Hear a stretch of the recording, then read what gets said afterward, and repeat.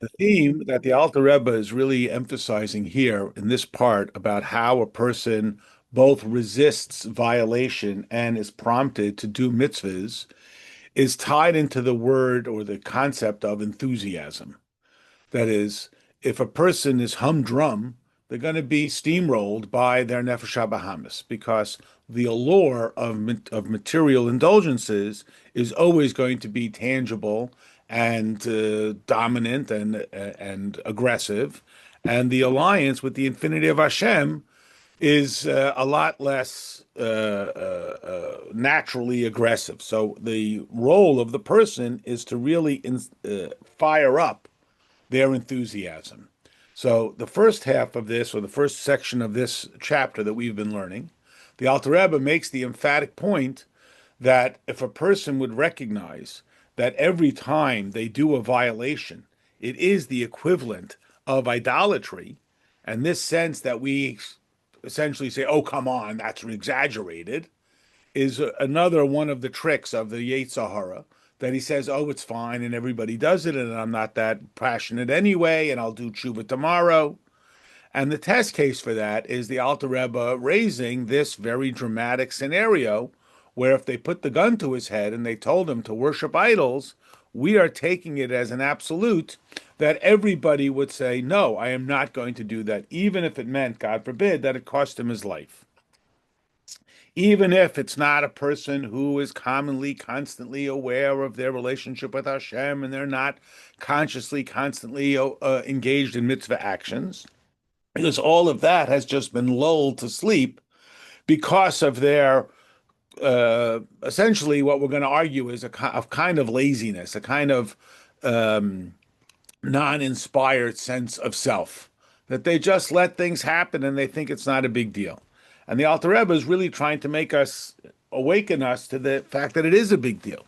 And even if the person would say, "Well, I'll do tshuva tomorrow," again, everything is recoverable from. Yes, but we're not looking for what's the least amount I got to do and I won't get yelled at. We're looking for a meaningful and passionate relationship with Hashem. Now, it's important to remember in the general context as we're ready to go forward that these chapters of Tanya that really started and in a sense end with this chapter, but they started in chapter 18, are what we commonly summarize as the short, long way. So just a brief reminder. The Alter Rebbe writes on the title page of Tanya that his mission is to teach us the long, short way of serving Hashem, meaning it takes a long time to develop it, and if we're able to master it, we will be able to employ it at every moment. So again, you think about learning how to read, it's really difficult. You try to teach an adult how to read or even a child. But if they master it, then they just read. They look at the book, they read. It's no longer a struggle. It's a long, short way. Of course, it's a lot easier for you just read it to me. You do it for me. You tell me. That's a short way. But it's long because then every time I want to know something, I have to find someone else to read it to me. Very simple illustration. The long, short way is that I have to put in a lot of effort. And then if I put in that effort, I master the skill, and then I can apply and employ that skill with minimal effort. The long, pardon me, the long, short way is to develop the intellect. And again, not how smart I am and not how many pages of Torah I've memorized, but to develop my intellect that I am thinking about the infinity of Hashem. So even though I'm being bombarded with the stimuli from all around me, and I see donuts everywhere, and the godliness is more abstract. The distinctive gift of being a human being is my ability to lift my head up away from the thing that's staring me in the face, see the infinity of Hashem, have that be my longing and my desire to be associated therewith, thus be stirred in my emotional character to long to be connected with the infinity of Hashem, and therefore I push away any distraction and I apply the behavior in practice. So think it, feel it, do it. It's a long way. It's very difficult to develop that. But if I can develop that, I can apply it and employ it with, I don't know, ease is the wrong word, but with immediacy. But what am I supposed to do in the meantime? So in chapter 18, the Alter Rebbe began this whole line of teaching of what to do in the interim. The short, long way, like the kid who says, just read it to me, is a way because I do get the information. Someone's read it to me. I have the information. It's not without merit. It's just not optimal. What is the short, long way that we appeal right to the, and we call it the emotional side. So maybe it's selling it a little short. It's not emotional as in the person who's so frazzled and they can't organize a thought, but it's like almost saying like we pump them up in that sense, like a person does. We sing and we dance and we celebrate, and there's joy and there's movement and all of the physiological consequences of that type of mode and mood setting. So we are kickstarted to the emotion, even if we don't intellectually understand it or have the ability to sense it or perceive it. It's a short way because it's a little easier, a little bit more immediate. That's a better word, a little bit more immediate.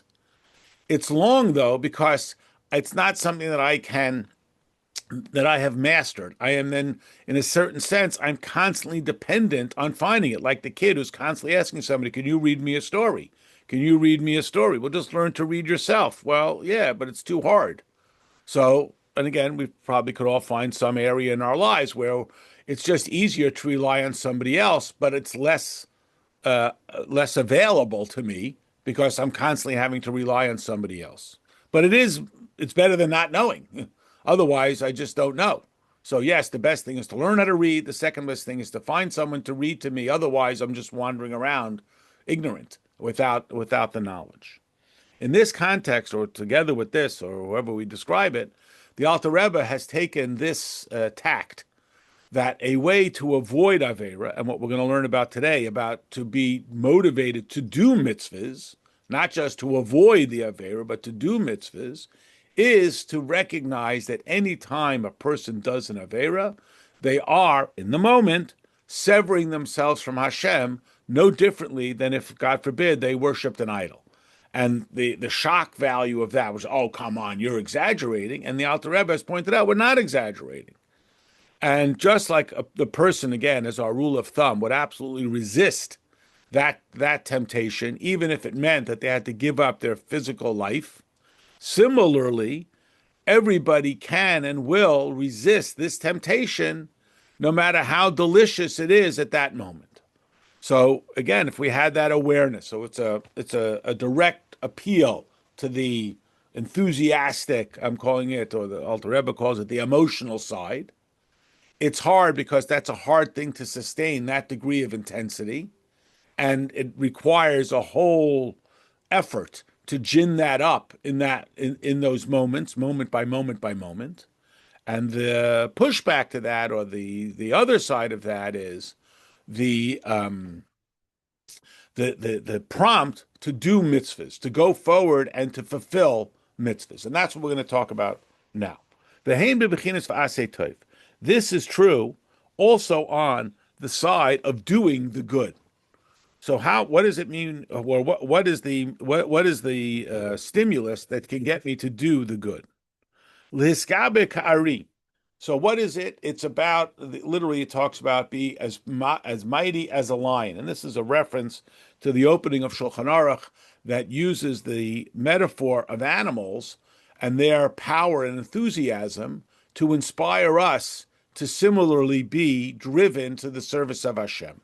So the key point is enthusiasm. Laziness is the death knell of holiness because laziness is already an animal soul character.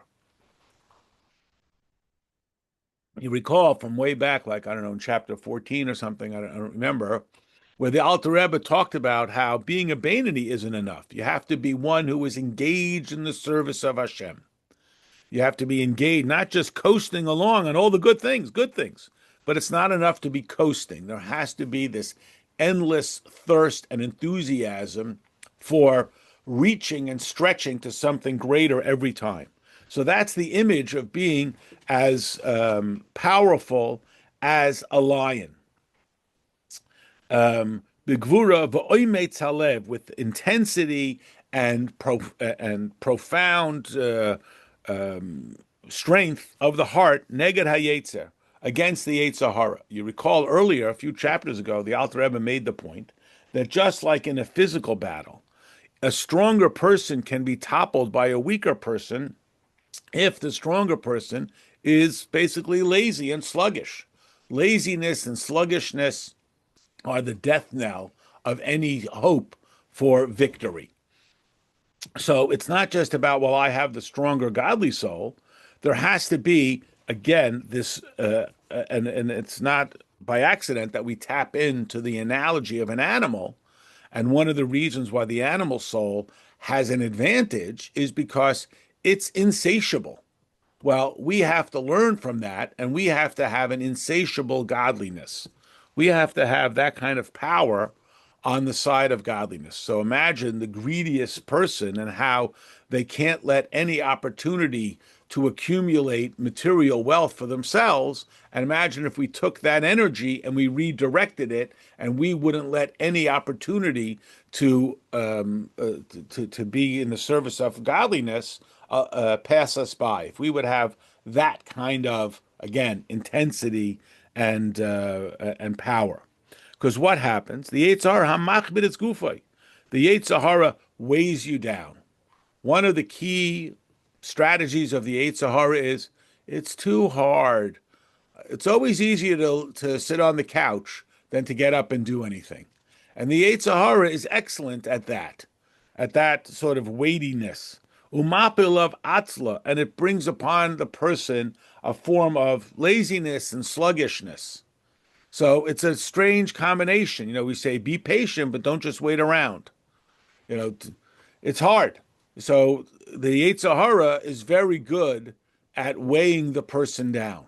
It's too hard. Well, we need to counter that with the enthusiasm. And again, we're looking for ways to gin up that enthusiasm. So one image is this idea of to be as mighty as the Ari, as the lion.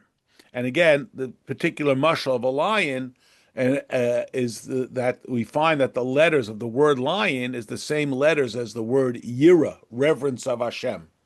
And as we know, fear is a greater motivation even than pleasure, because the fear of pain is more driving, more powerful than the pursuit of pleasure. Well, this is partially that idea that hiskabe ka'ari, we have to be as mighty as a lion. Yeah, Pat, you had a question? Yeah, it's hard for me to understand the animal soul being both insatiable and animating soul, and yet also weighing us down and sluggish. Are you saying because it's insatiable for what is usser, that's what weighs us down? That's I one. And anytime the person says, you know what, I'm going to get up and go do a mitzvah, the animal soul jumps in and says, oh, it's too hard. And it's easier always to just sit on the couch and uh, eat donuts and so on, because it has this tremendous fear that the person will liberate himself from its clutches.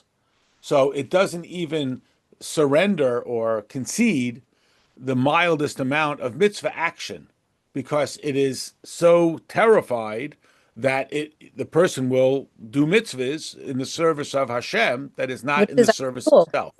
I'm Yeah, sorry? which is our fuel. No wonder we feel depleted if it's taking us Right. away from this. Sure. Right. It drains us, right? And again, even if I can defeat it, it's like the kid who's being annoying or like a bully. So who do bullies pick on? People who react. So, but it's very draining to have to deal with this bully who's constantly in your ear. So that's what he's trying to do. He's hopeful that after 20 times, 25 times, 35 times, the person will finally say, okay, will you be quiet? Which, even though they're reprimanding, it's still depleting their energy because that moment that I turned, now I validated him. He's only just going to keep on coming back with more intensity and more drain and so on. So that's why our response is not to deal with the animal soul. It's not to try and debate it, because even when you win, you lose because you have depleted energy towards dealing with that instead of where you need to be, which is to be focused on the enthusiastic performance of mitzvahs. That's where we need to be, in the enthusiastic performative mitzvahs.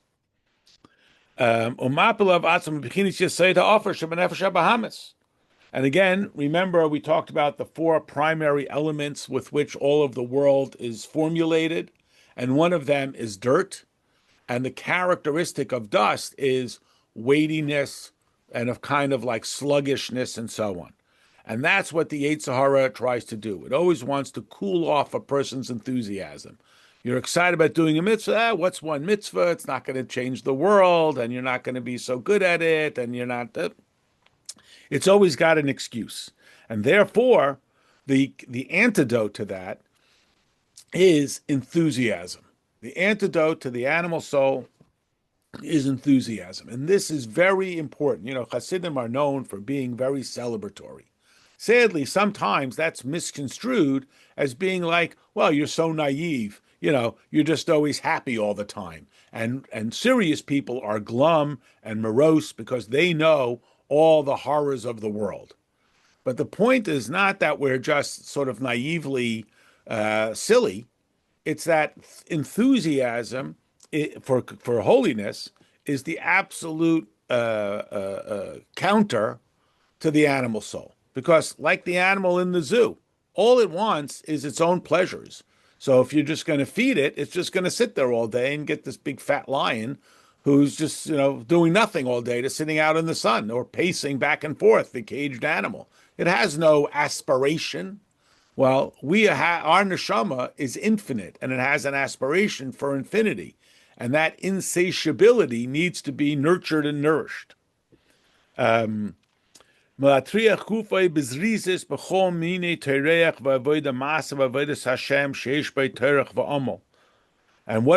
to do? We have to counter it with all sorts of enthusiastic, hard labor, so to speak, in the service of Hashem. Now, remember, the original audience of Tanya, and I guess we must say that anybody who's willing to open up a Tanya today, they're doing the mitzvahs. Remember, that's not, the Alter Rebbe isn't here just to tell you what to do or that you have to do it. That's sort of the given, that you're doing the mitzvahs. What is this idea that's going on? Is that I'm doing them, but I'm just doing them in a perfunctory manner. Yeah, and it's true that it can have all kinds of consequences where you can have laziness that leads to depression because, again, obviously there's biochemical issues, which is way outside the scope here. But the idea that, well, there's no point in doing this anyway. Again, I'm not diagnosing a person with biochemical depression, but what we loosely use in the vernacular, that the person is depressed or despondent, is the sense that there's no value to what they do, that what they do is meaningless and purposelessness. It has no purposelessness. It has no, it's not going to accomplish anything. And that, there's a famous analogy about the guy who's in jail and he just does nothing all day. So he says, give me something to do.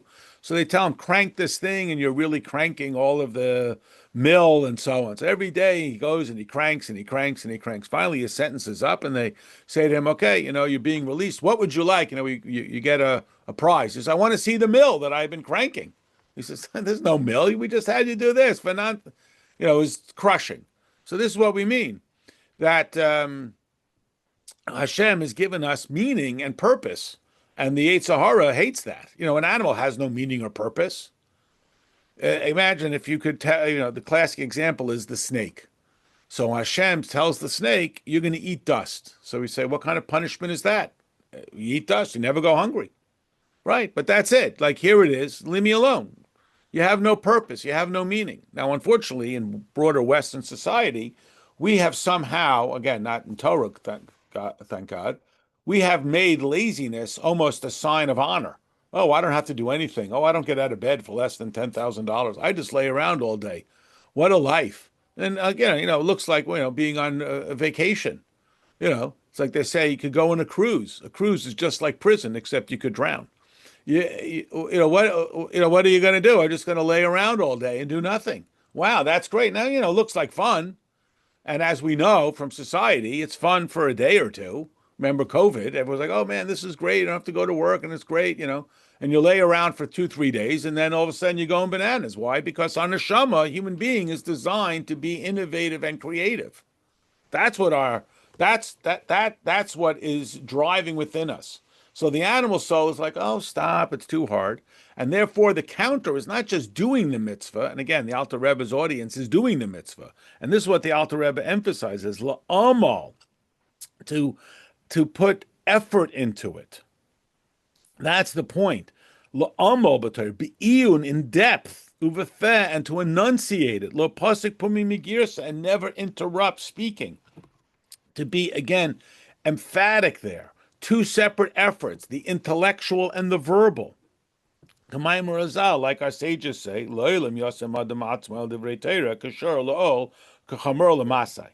that a person should always commit themselves to Torah like an ox to the yoke and like a donkey to its load. So again, we keep on using these animal metaphors because what we want to do is learn from the animal. So we have this ironic, almost contradiction.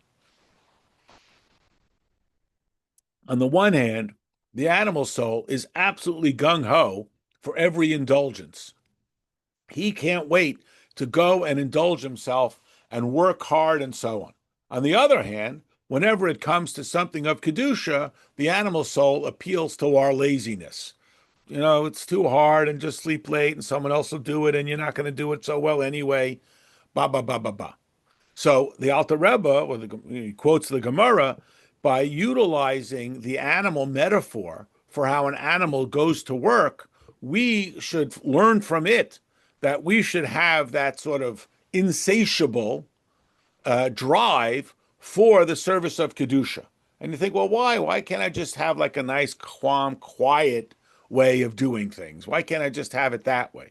Because the animal soul is not giving up on that. He preys, P-R-E-Y-S, on our self-satisfied. You know, in material things, we say, who is wealthy, he who is satisfied with what he has. But in spiritual things, we want to be like the person who is, again, I use the word greedy. I don't mean it in a nasty way. He's insatiable. Every time you do a mitzvah, so often we saw people came to the Rebbe and they said, Rebbe, I built the yeshiva. Good, now build 5 yeshivas. What do you mean? That's not good enough? Well, if I told you I made $1 million and the Rebbe said, oh, I hope next year you make $5 million, I'd be very happy with that. I like that. So the same thing. We should have that same intensity when it comes to sanctity and holiness. Okay. So too in davening. B'chol koichei mamish. Again, davening with kavana, davening with intensity, not just saying the words, which of course is important, but that's not enough. It's got to be davening with intensity. And this is the counter to the animal soul. And now the Alter Rebbe rounds out the 3 pillars, right? Torah, avoda, gemilas chasadim, Torah learning, service of Hashem, acts of kindness, Torah, avoda, gemilas chasadim. That in our mitzvahs with our material things, we should also be that way with our tzedakah. You know, it's a very tricky thing, and it's certainly potentially, and the person has to have a mashpia. It's potentially a person, taken advantage of for their generosity, and a person has to be cautious, like the Pirkei Avos says. A person has to be calculated with their tzedakah, not to be taken advantage of. And we need to be similarly as generous with our material self. Now, it's not only financially, although that's the simplest one, but are we generous with our friendship? Or are we only friendly to the people who aren't a drag? Are we generous with our time? Or are we say, well, I don't want to, I'm very protective. So again, clearly the Alter Rebbe is saying, and there's certainly a place for that, but I don't want anybody to, God forbid, harm themselves, to be strategic and appropriately with their tzedakah. But you don't have to be so oiske cheshbon down to the nickel. You don't have to be so calculated that you don't give more than 20% to the penny. Okay, you could be a little bit more loosey-goosey, but it's really more about an attitude than it is about a financial number that we're trying to hit. And it's about the stretch. It's about stretching oneself and about being enthusiastic, because the animal soul is always down for it. And again, this is just, now I feel like some old fuddy-duddy, like when we were kids. But it feels that way, that society, secular society, maybe it's a post-COVID thing, has sort of elevated laziness to like some sort of aspiration. Like, I don't have to do anything. I just sit at home. I work from home. I don't go, I haven't put shoes on in 2 weeks. I just stay home and do DoorDash and so on, as if it's like some sort of thing to be proud of. And unfortunately, it's right in the wheelhouse of the animal soul. This they call it doom scrolling. If you've heard these terms, you just sit there and flip through your phone, for hours, and it's really, a manifest illustration of this idea. And so the counter is to get up and go out and be engaged and be enthusiastic in your mitzvah observance. So again, the Alter Rebbe's audience is doing mitzvahs. Otherwise, they're probably not reading Tanya. But the problem might be that they've just reached the level that they've reached, and sort of that's it. Dayenu. And stop at the Dayenu. There's so much more to happen. Okay. That is, in all of our battles with the Yetzer Hara and all of its character, all of its trickery. And what is its goal? And here really is the key phrase, Likara nefesh adam. It tries to cool the person off. It tries to make him cold and calculated. And that's the problem. It tries to cool down. Amalek, what did Amalek do? Asher korcha baderech. They cooled you off. We weren't enthusiastic anymore. We were sort of humdrum. And that's what we got to avoid. Humdrumity is like the death of Kedusha. Kedusha is earmarked or illustrated by boundless enthusiasm. And anything that is not boundlessly enthusiastic is going to be cold and non-expressive. So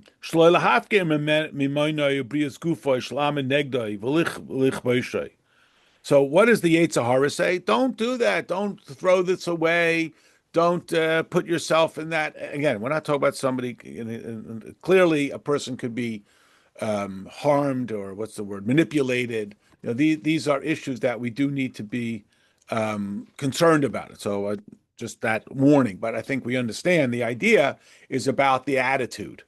Are we being rigid, or are we being generous in our attitude? And that's really what we're talking about, more than we are a particular dollar amount and so on. That's the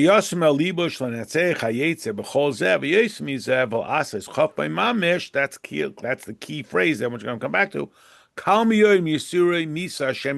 So what should we do? So again, here we're talking about on the do good side, right? We talked about that on the avoid evil side. If we recognize that any avera would be essentially a violation of idolatry because it is ascribing authority to any force other than Hashem. Well, imagine if we looked at it as a driver for the active mitzvahs, the mitzvahs aseh, the fulfillment mitzvahs. So take the simplest example. The person is sitting on the couch. They're where they want to be. And now there's a mitzvah opportunity. Go and help somebody, go sit in the sukkah, go eat matzah, whatever it is. So what happens? The Yetzer Hara says, either he might say, yeah, do it, but you'll do it in 5 minutes from now, and you'll do it, but you'll just sort of, okay, how much matzah I got to eat, and then I can go home. How long I got to do this? Or don't do it because, you're not going to, and again, I'm not talking about somebody making themselves sick.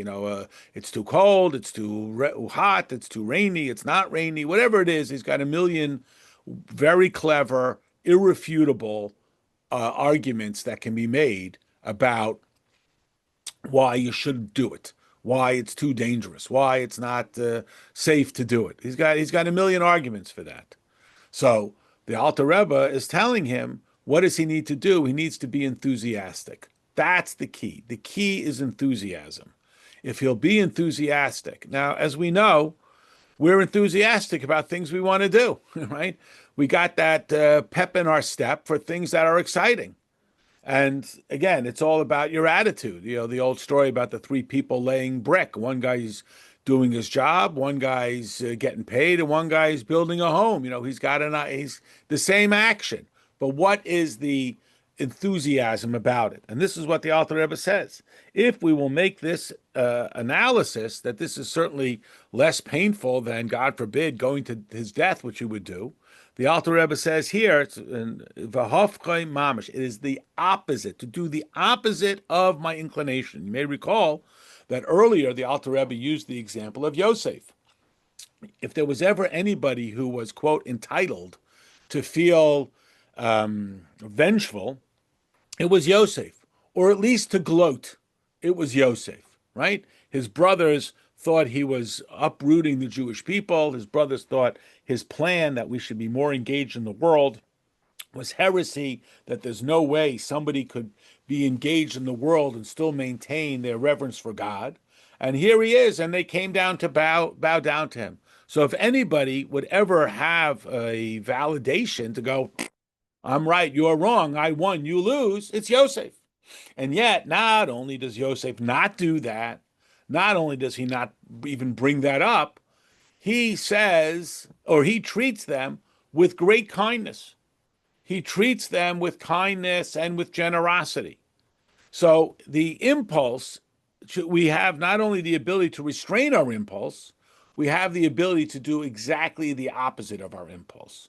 And this is also a great behavior modifier that starts to numb the old Yetzer Hara. When we sense what the Yetzer Hara wants and we do exactly the opposite, he's going to stop sending us that signal. Now, he doesn't just wither and go away. He comes up with some other clever way. But if every time I have the inclination to sit on the couch, I jump up off the couch and go and do a mitzvah, the Yetzer Hara is going to stop sending that signal, because he's going to get the message that it's not, that old dog won't hunt no more. So the Yetzer Hara is conditionable as well. So again,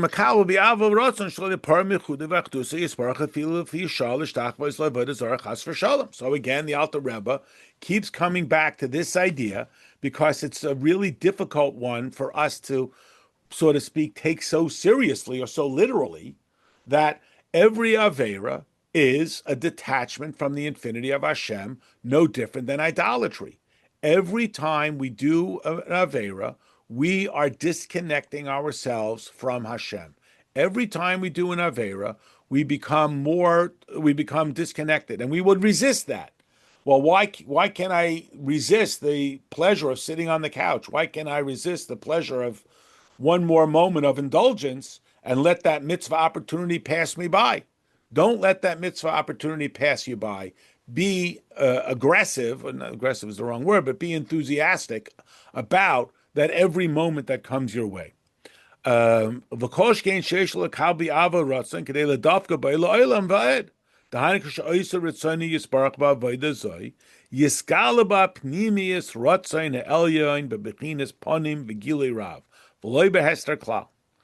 here the Alter Rebbe puts us on the upside. Remember, we talked about, just as our life experience teaches us, and it's captured in the Pasuk from King David, that avoiding pain is a lot more motivating than pursuing pleasure, right? All these different studies, a person is much more motivated by the potential to avoid losing something than they are by the potential to acquire something. Okay, this is a common human phenomena. It's summarized in King David's verse in Psalms, avoid evil and then do good.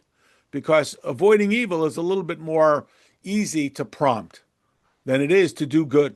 Because pain is much more of a motivator, or the avoidance of pain. And that's one of the reasons why there are more prohibitions and there are obligations, etc.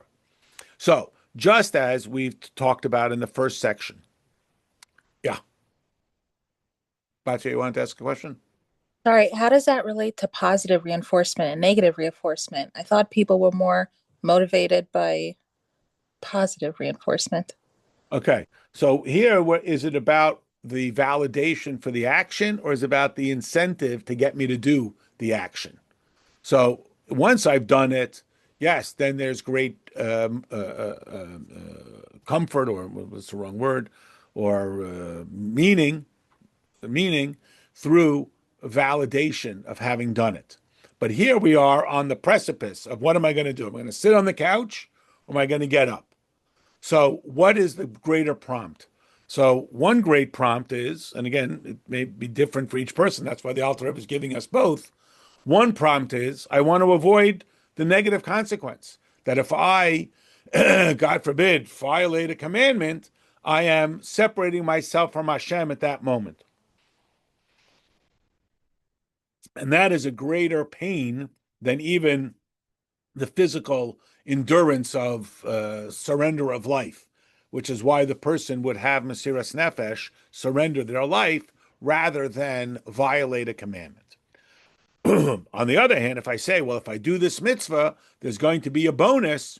Again, we're all about it. We're not saying not, but that the Alter Rebbe started with the avoidance of the separation as step one.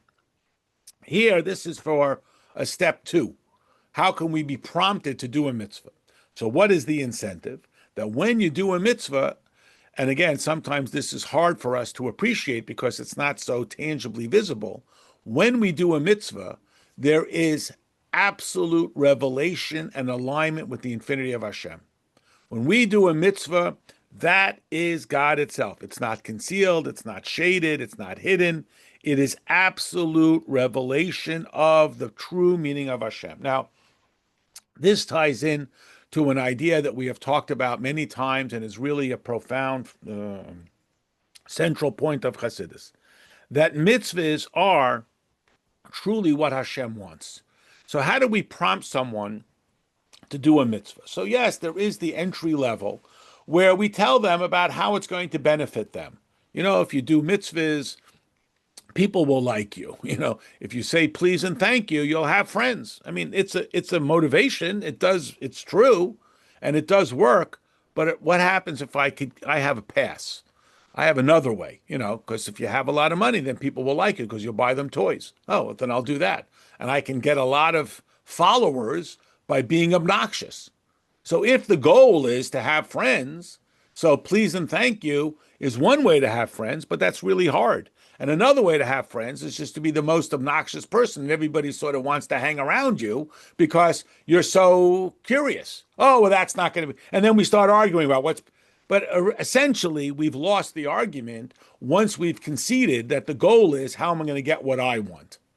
So, well, yes, no, okay, right. And when I'm 75, I'll say, oh, I guess you were right. I should have been a nice person. And then, oops, okay. But that's not exactly, it's not a long-term successful motivation. So what is the motivation that Chassidus says? Is that it's really important to Hashem.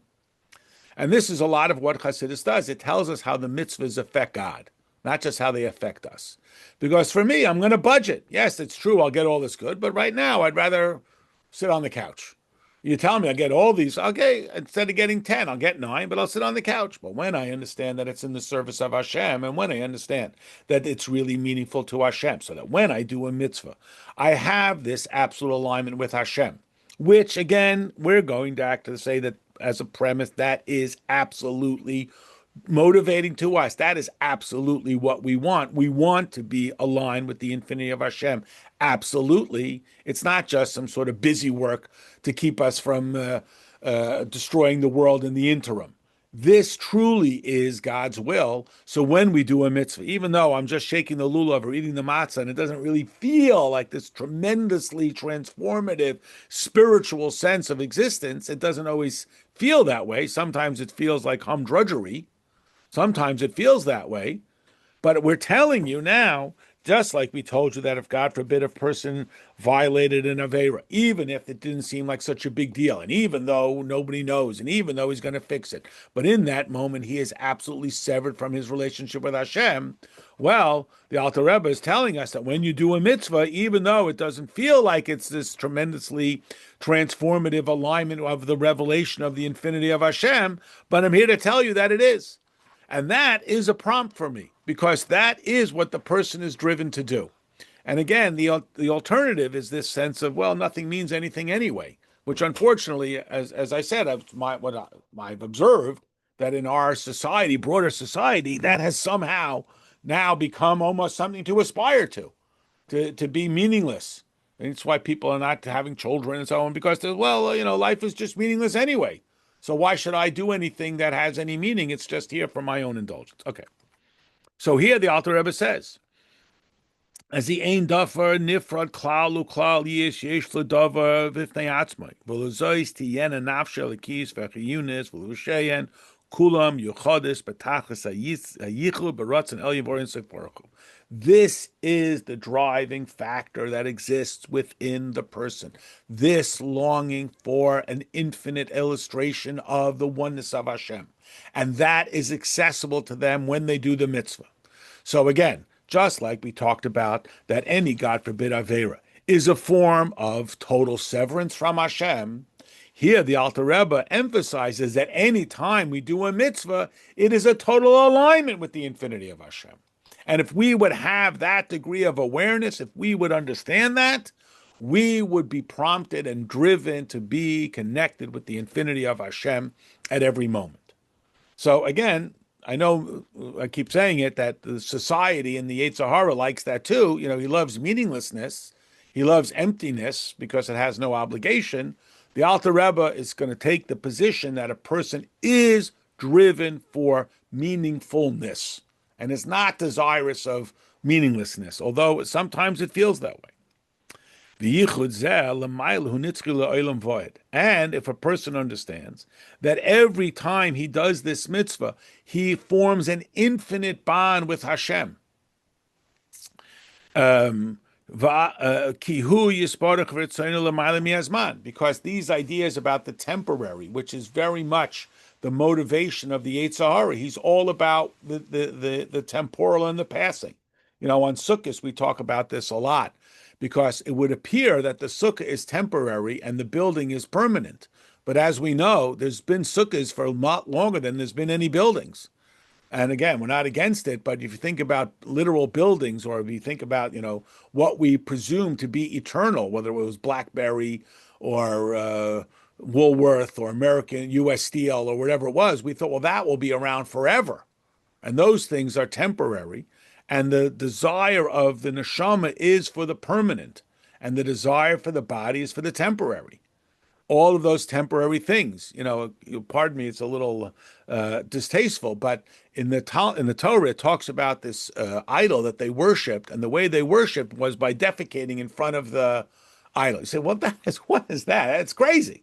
So there's all kinds of explanations, but one of the interpretations is, unfortunately, we can fall into the same thing. Because as we know, all of these, whether it's the donut we eat or the celebrity, where are they going to be in 2 hours, 2 years from now? It all winds up in the scrap heap. You know, the fax machine and the Commodore 64 and whatever the coolest thing that we can get so caught up in. Like the Rambam tells us that when Mashiach comes, delicacies will be as abundant as the dust. And one interpretation is, you know, it'll be like dust, things that we think are such the other is, it all winds up as dust anyway. That's where it all winds up. We know that. But in the moment, we're so excited to get our iPhone 27, even though we know it's going to be in the dust. But what's forever, what's eternal, is mitzvahs. Why? Because we like mitzvahs better? No, because mitzvahs mean we come in touch with our neshama, and our neshama is infinite. Because it's part of Hashem, it's infinite. And infinite is, the Alter Rebbe is taking that premise, although sometimes this itself feels like a challenge, that infinite is a greater motivation than the temporary, although sometimes it doesn't feel that way. It feels like infinite. What is that? I know what the immediate stimulus is. I don't know what infinite is. It seems so wacko, so far off, that it's hard to get my teeth into it. But the Alter Rebbe is having that confidence in us that we can. And that's why he says it's higher than time. It's not just better. You know, you think yoga is good. I think kashrut is good. Now we're competing. But you can't compete with infinite. And this is a core point that the Alter Rebbe has brought up. No thing can compete with the nothing, as I like to say, right? Hashem is not a thing. So it's not like we put them up and we say, well, which one is better? Because then even if you win, you lose because you've conceded that it's debatable. Hashem is not a thing. So infinite, finite can't compete with infinite.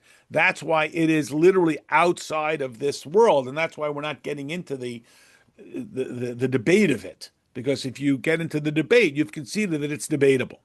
Okay. So the Alter Rebbe says, V'chein gili ritzoni shebidiburai shehi ha'toirahu nitzchi. So too, the expression of God's infinity, and that's what Hashem has gifted us with the mitzvahs, the opportunity to be in alignment with the infinity of Hashem, intellectually, verbally, and behaviorally. Kamashakasav, like we say, b'dvar alekenu yakum la'olam, b'dvar of chaim v'kayamim chulu, v'lo yachlif v'lo yamir dait lo'ilamim. That Hashem's words are eternal. So it's not just that, oh yeah, we're better than you, and we know that the sukkah will still be here, and we don't know that General Motors will still be here, even though it doesn't feel that way, even though it feels like that's eternal, that everything that we have put our confidence in has ultimately come back to disappoint us, and it's not their fault. It's because we have a false application to it. So whether it's the government, or it's the academy, or it's the military, or it's the democracy, or it's the markets, they always will betray us if we ascribe a certain infinity to them. If we understand that they are merely tools, so then that's fine. No one expects their pencil to last forever, so they're not disappointed when it runs out. But unfortunately, the Yetzer Hara displaces our longing for infinity, and it scotch tapes it onto, again, the military, the government, the university, academy, concepts, and so on.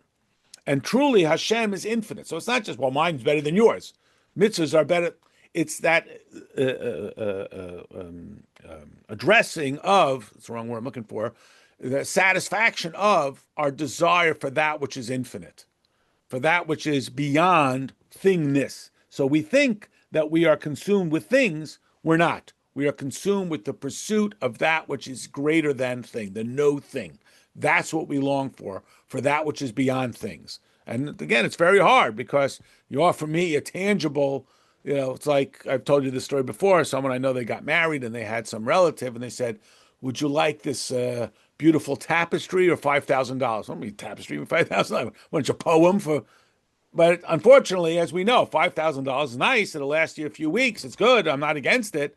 But the beauty lasts forever. But it's a really hard thing to get your arms into that, to get your arms around that, whatever it is. Okay, behind it, that means, I'm sorry, El Shamatahi Tachas Hazman. Down here, it's part of this world. Because what happens? We do Torah mitzvahs. In that moment, we feel this alignment. But then our Yetzer Hara takes over. And again, I'll give you an example, which we all know about. It's a little silly, but why is everyone going out for pizza after Shabbos? All you did all Shabbos was eat. No one's hungry because it's the Yetzer Hara. It's like, this is too much holiness. I need just like meaningless indulgence. And, in the scale of meaningless indulgence, it's pretty harmless, but that's what pizza is. It's not because I'm hungry. It's like I have to. The Yetzer Hara is like, this has been, like, or, Yom Kippur's over, I'm knocking down everybody to get to the cookies. What happened? It's so much Kedusha. This is the story that the nation said to Hashem, give us a mitzvah, we'll do it. Hashem gave them sukkah and made it hot. And the idea being was so much godliness, it was like too much godliness. So we have this problem. The Nefesh HaBahamis gets crazy when he senses that we've come so close to that no thing. So what happens? The mitzvah passes, and again, just like, God forbid, a person does an Aveira, he doesn't sense like this is idolatry. Similarly, on the other side, a person does a mitzvah, he doesn't sense that this is the infinite alignment with the oneness of Hashem. And when the mitzvah is passed, the Nefesh HaBahamis comes roaring back, and he says, okay, let's go for pizza. Let's go and tangibilize something. Let's go and grab onto something. And he tries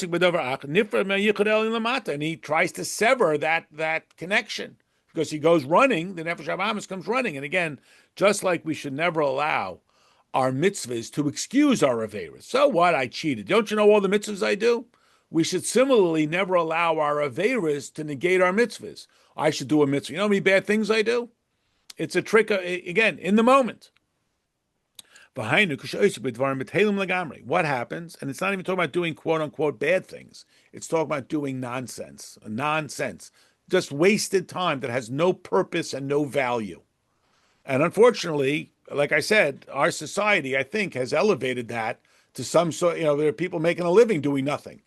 Live stream the guy's meaninglessness, and we've almost elevated it to a certain heroic status. to just be meaningless.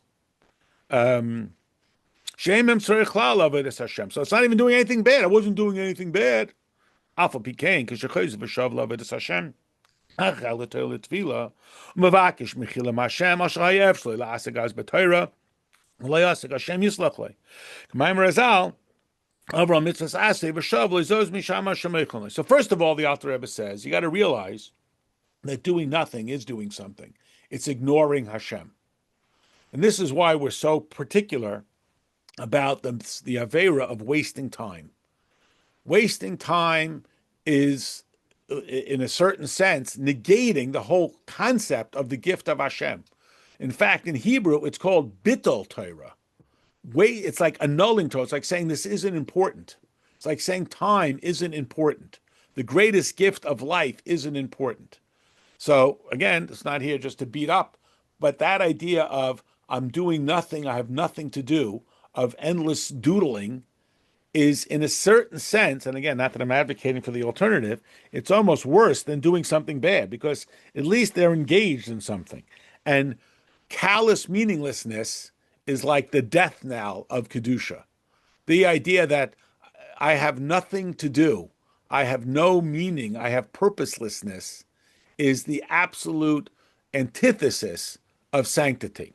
And that's what we have to avoid. Like it says, if we do, Hashem is receptive to that idea of tshuva. V'lzeh tiknu birchas slach lonu shalosh pamim b'chol yom al oven bittul Torah shein adam nitzel mimenu b'chol yom k'vay atomit shayim mechapal mitzvahs asay. And that's why, if you look at Mincha, they already have the prayer asking Hashem for forgiveness. I mean, don't you have any confidence in me? Maybe I'll make it to Mincha and I won't do anything wrong. I knew this guy, he owned a dog, don't ask me why, and he bought a grooming kit for the dog, cut its nails and something. And it comes with, not even sold separately, not even recommended, it comes with the Band-Aid and the antiseptic. Like, don't you trust me? No, look, we know you're going to cut the dog. It's like, maybe why do we have the bracha to Hashem, Slach Lanu, who forgives us, already in the Siddur? Maybe I'll make it to Mincha without doing anything wrong. And the issue that it really is talking about is missed opportunities for Torah. And again, if we all watch the videotape of our lives, there's, not us, but other people that we know, if we watch their videotapes, we'd see, look, you could have done that, look, you could have done that, look, you could have, we all could have bought Amazon at 2 cents in 1990. We all could have bought Apple. We could have, right? But we didn't. Why? Because we were gun shy, because we were lazy, because we weren't paying attention, and so on. So if we went back, it's like they say, a football game, which is 60 minutes, is about 11 minutes of real action and about 49 minutes of standing around and talking. Well, life is like that sometimes. If we're not careful, how much time are we really utilizing of the 24 hours that we're given? Or even if you want to say there's 16 waking hours that we're given, how much of it are we really maximizing? It's an embarrassingly low number. So that's what we mean. Like we say, that nobody is saved from this. Now, the Alter Rebbe quoted that Gemara that nobody is saved from 3 sins every day earlier, and there he was talking about they're not saved from being annoyed by it, by being tempted by it, because remember, the Beinoni never does an Avera. So what do you mean you're not saved from it? It means you're not saved from its nuisance. But here the Alter Rebbe is taking it a little bit more literally. Everybody, if they look back, when the Rebbe said in 1991, I've done all that I can do, it's like, can I say that about any single day in my life? Is there any day that I can say I absolutely squeezed 24 complete hours out of this day? That there wasn't one moment in this day that I wasn't actualizing. Maybe Yom Kippur, hopefully it's every day. Hopefully. But here, Slach Lanu, we got it there. It's printed because we know, again, not us, but we know that we have this tendency to let opportunities slip past us. And that's what we want to counter. And this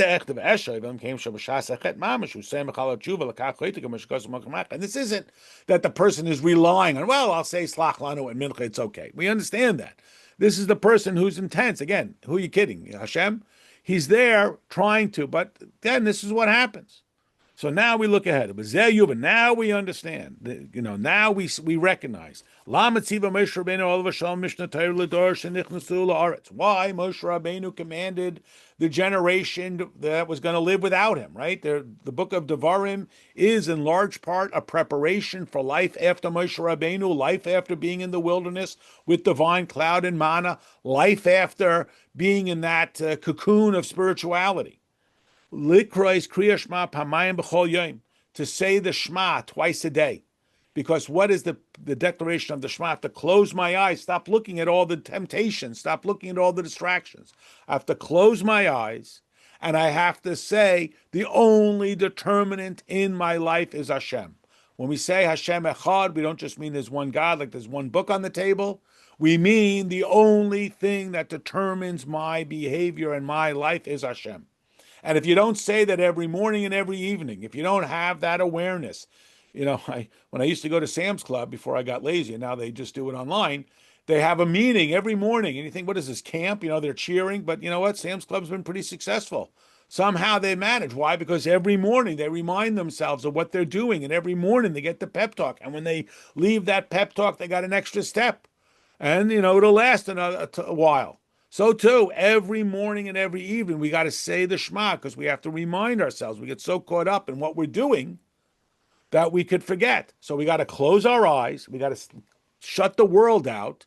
And we got to make this declaration. The only determinant in my life is Hashem. L'kabla of malchus b'mesiras nefesh. What do you mean? They were promised. You'll never forget. I'm a good Jew. I'll never forget. True. All true. El mishum shekim atayim mitzvaseh toli bezesh yiskir tomid inyan mesiras nafsha laHashem al yichudai shaykvua beliboy tomid mamashem v'layla. This is the Alter Rebbe's point. Fulfilling Torah and mitzvahs is linked to the absolute commitment to total surrender of self. That I am totally and completely surrendered to the service of Hashem. The only determinant in my life is Hashem. This is absolutely who I am, what I am, and there is no other driving force, a total Mesiras Nefesh. You say, what do I need Mesiras Nefesh? I don't mind to make brachas. I don't mind to daven. It's not a big deal. I do it. Well, that's the problem, because once something becomes routine, it becomes fodder for the Yetzer Hara. Once something becomes ordinary, we lose that enthusiasm. We become sluggish. And that's where the Yetzer Hara jumps in. Just like the two combatants, even if one is stronger and if he's not driven and motivated, he's going to forfeit. He's going to lose. There's got to be passion. And that passion is Mesiras Nefesh. And you got to say it every morning and every evening, because if you don't, that's the nature of it. It withers away. That's what time does. It withers away at that enthusiasm. So Moshe Rabbeinu says, look, you're going into Eretz Yisrael. You're not going to have Moshe Rabbeinu. You're not going to have the divine cloud.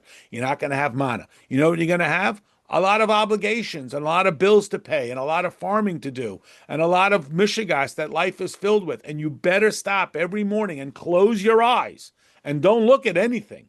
Because when you look at everything, there's no way I can do it. You got to close your eyes and you got to declare the only determinant in my life is Hashem. You got to do it every morning and every evening. And that's what the Alter Rebbe says, that doing Torah and mitzvahs is Mesiras Nefesh. Every moment it's got to be a Mesiras Nefesh. Again, not painful. It's not enough just to check the boxes. Again, the guy reading Tanya is checking the boxes. I've checked all the boxes. That's what it's got to be. We'll